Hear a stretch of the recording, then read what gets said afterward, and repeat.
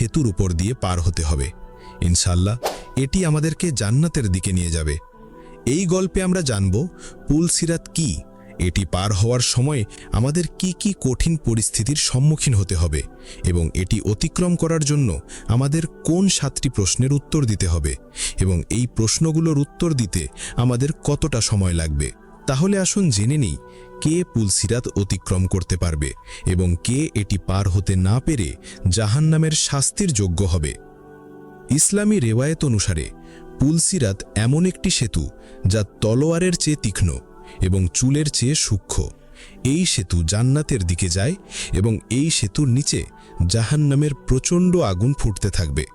রাসূলুল্লাহ সাল্লাল্লাহু আলাইহি ওয়াসাল্লাম ইরশাদ করেছেন, পুল সিরাত জাহান্নামের ওপরে একটি সেতু যা চুলের চেয়ে সূক্ষ্ম এবং তলোয়ারের চেয়ে তীক্ষ্ণ। প্রত্যেক মানুষকে এটির ওপর দিয়ে পার হতে হবে। মুমিনরা এটির ওপর বিদ্যুতের গতিতে পার হয়ে যাবে। কেউ কেউ ঘোড়ার গতিতে পার হবে আর কেউ কেউ হামাগুড়ি দিয়ে পার হবে, কিন্তু মুনাফিক ও গুনাহগাররা জাহান্নামে পড়ে যাবে।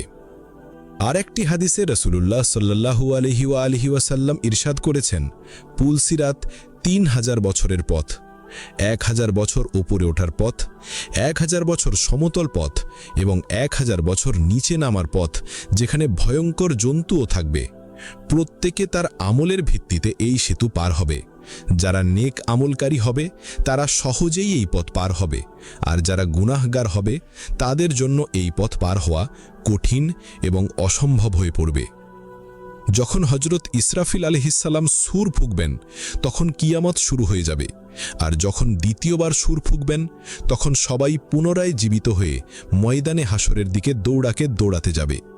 তাদের হাতে তাদের আমলনামা দেওয়া হবে।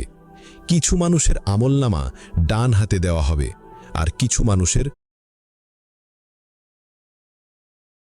বাম হাতে। যাদের আমলনামা ডান হাতে দেওয়া হবে তারা জান্নাতের সুসংবাদ পাবেন, আর যাদের বাম হাতে দেওয়া হবে তারা জাহান্নামের শাস্তির যোগ্য বলে ঘোষিত হবে। যেমন কুরআনে আল্লাহ পাক ইরশাদ করেছেন, যে ব্যক্তি অনুপরিমাণ নেকি করবে সে তা দেখবে, আর যে অনুপরিমাণ বদকাজ করবে সেও তা দেখবে। পুল সিরাত এমন একটি সেতু হবে যেখানে কোনো বিশেষ আলো থাকবে না। রাসূলুল্লাহ সাল্লাল্লাহু আলাইহি ওয়াসাল্লাম ইরশাদ করেছেন, পুল সিরাত অন্ধকারাচ্ছন্ন থাকবে, আর সেখানে কেবল সেই আলো থাকবে যারা দুনিয়ায় নেক আমল করেছে। এই নেক আমল তাদের জন্য নূর হয়ে আসবে এবং তাদের জন্য আলো দেবে।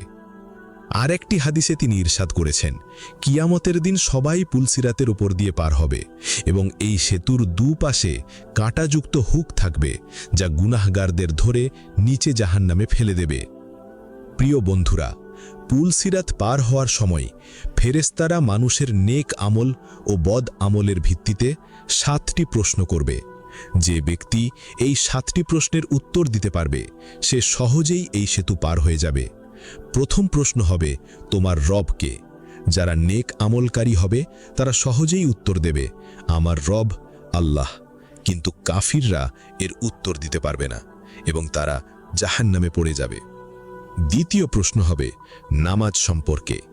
যারা দুনিয়ায় ইখলাসের সাথে নামাজ আদায় করেছে তাদের জন্য উত্তর দেওয়া সহজ হবে। তৃতীয় প্রশ্ন হবে যাকাত সম্পর্কে। আমরা আমাদের সম্পদ কোথায় খরচ করেছি? আল্লাহর হুকুম অনুযায়ী আমরা কি গরিব ও অভাবীদের যাকাত দিয়েছি? আমরা কিভাবে আমাদের সম্পদ উপার্জন করেছি? হালাল ও হারামের খেয়াল রেখেছি কিনা? যদি আমরা আল্লাহর পথে সম্পদ খরচ না করে শুধু জমা করে রাখি তাহলে এই সেতু পার হওয়া আমাদের জন্য কঠিন হয়ে যাবে। চতুর্থ প্রশ্ন হবে রোজা সম্পর্কে, যা প্রত্যেক মুসলিমের ওপর ফরজ। এরপর হজ সম্পর্কে প্রশ্ন করা হবে। যদি আমরা সমর্থ থাকা সত্ত্বেও হজ আদায় না করে থাকি তাহলে আমাদের কঠোর শাস্তি দেওয়া হবে। এরপরের প্রশ্ন হবে হুকুক বা অধিকার সম্পর্কে, যেমন মা বাবার অধিকার, সন্তানের অধিকার, প্রতিবেশীর অধিকার এবং জীবনে যাদের সাথে আমাদের ওঠা বসা ছিল তাদের অধিকার সম্পর্কে প্রশ্ন করা হবে। সর্বশেষ প্রশ্ন হবে পবিত্রতা বা পরিচ্ছন্নতা সম্পর্কে, যেমন হাদিসে আছে পরিচ্ছন্নতা ঈমানের অর্ধেক, আরেকটি হাদিসে আছে, আল্লাহ পবিত্র এবং পবিত্রতাকে ভালোবাসেন, তাই তোমাদের উচিত নিজেকে পবিত্র রাখা। অর্থাৎ আল্লাহ পরিচ্ছন্নতাকে ঈমানের একটি গুরুত্বপূর্ণ অংশ বানিয়েছেন। যে মানুষ বাহ্যিক ও অভ্যন্তরীণ উভয়ভাবে পবিত্র থাকে, আল্লাহ তার প্রতি সন্তুষ্ট হন। প্রিয় বন্ধুরা, যে ব্যক্তি এই সব প্রশ্নের উত্তর দিতে পারবে, সে সহজেই পুলসিরাত অতিক্রম করে জান্নাতে প্রবেশ করবে। আর যে এই প্রশ্নগুলোর উত্তর দিতে ব্যর্থ হবে, সে জাহান্নামে পড়ে যাবে।